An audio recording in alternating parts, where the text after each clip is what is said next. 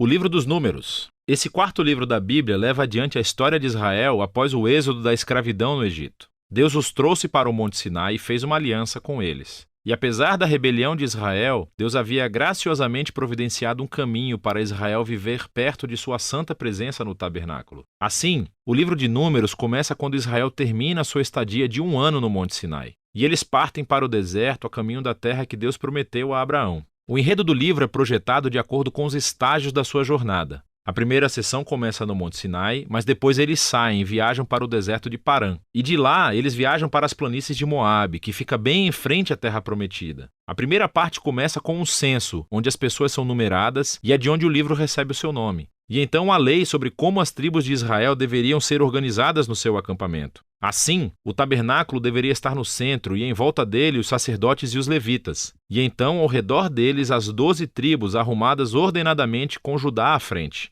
Tudo isso fazia parte do simbolismo elaborado de como a presença santa de Deus deveria estar no centro da sua existência como povo. Tudo isso é seguido por uma série de leis que desenvolveram as leis de pureza do livro de Levítico. Se a presença de Deus estivesse entre eles, todo o esforço deveria ser feito para que o acampamento fosse puro, um lugar que pudesse acolher a santidade de Deus. No capítulo 10, a nuvem da presença de Deus se eleva do tabernáculo e guia Israel para longe do Sinai e para dentro do deserto. E imediatamente as coisas dão terrivelmente erradas. No capítulo 11, o povo começa a reclamar sobre a sua fome e sede e como querem voltar para o Egito. E no capítulo 12, os próprios irmão e irmã de Moisés começam a se opor e falar mal dele na frente de todo o povo. Essa viagem não está começando muito bem. A próxima sessão começa quando os israelitas chegam ao deserto de Parã, a meio caminho da terra prometida. E Deus diz a Moisés para enviar 12 espiões, um de cada tribo, para que eles possam espiar a terra prometida. Quando todos os espiões retornam, 10 deles dizem que não há chance de Israel sobreviver lá porque os cananeus os destruirão. Mas há 2 espiões, Calebe e Josué, que dizem que Deus pode salvá-los. Mas os 10 levam as pessoas a uma fúria medonha e começam a planejar um motim. Eles vão nomear um novo líder e voltar para o Egito. Então Deus fica compreensivelmente irritado e Moisés intercede em favor do povo.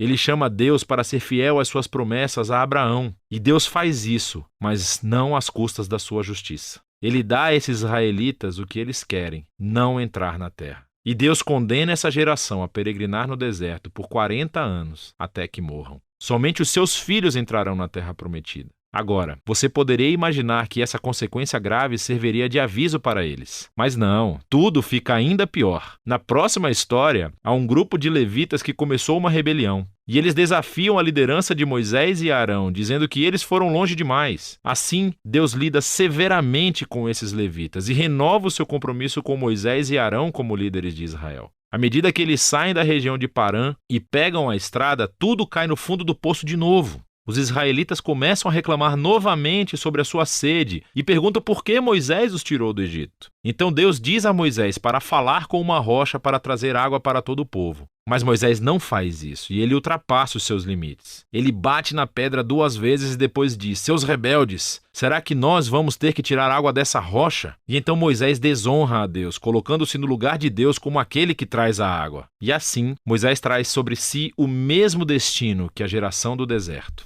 Ele também morrerá no deserto e nunca entrará na terra prometida. Depois disso, os israelitas se rebelaram novamente, e Deus traz um juízo muito estranho sobre eles, serpentes venenosas para vir e morder o povo. E assim, Moisés novamente intercede em nome do povo. E Deus diz a Moisés para fazer uma serpente de bronze e levantá-la em um poste. Quem olhasse para essa serpente seria curado da picada venenosa. É um símbolo muito estranho, mas está à altura do desafio que Deus impôs: ser fiel à aliança. Ele está certo em trazer justiça ao mal e ao pecado dos israelitas. Mas até a justiça de Deus se transforma em uma fonte de vida para aqueles que buscarão a cura de Deus. A partir daqui, as pessoas vão para as planícies de Moabe. E a primeira parte principal dessa sessão se concentra na figura estranha de Balaão. O rei de Moabe está assustado com esse grupo enorme de pessoas que viaja pelo seu território. Então ele contrata um feiticeiro pagão, Balaão, para amaldiçoar Israel. E 3 vezes diferentes Balaão descobre que não pode amaldiçoá-los. Ele só pode pronunciar bênção sobre Israel. Lembre-se da promessa de Deus a Abraão em Gênesis 12. Assim, Balaão não só não pode amaldiçoar Israel, mas Deus realmente lhe dá uma visão sobre um futuro rei israelita que um dia trará a justiça de Deus a todas as nações. Essa visão lembra a promessa de Jacó a Judá em Gênesis capítulo 49. Vale a pena parar para refletir sobre o fluxo do livro até agora. As histórias de rebelião no deserto se amontoam, ficando cada vez piores. E embora Deus traga atos parciais de justiça sobre Israel, ele também continuou mostrando misericórdia, fornecendo comida e água ao longo do caminho.